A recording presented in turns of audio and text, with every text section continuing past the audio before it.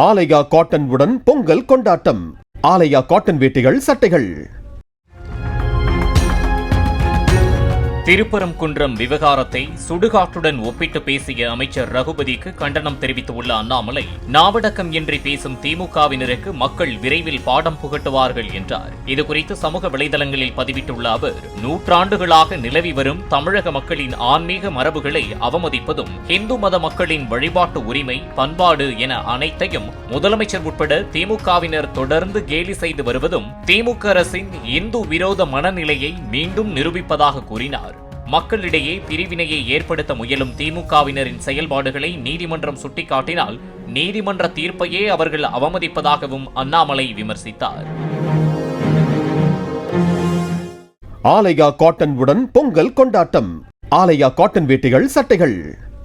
Play store மற்றும் app ஸ்டோரில் இருந்து பாலிமர் செயலியை QR கோடு மூலம் பதிவிறக்கம் செய்யுங்கள்.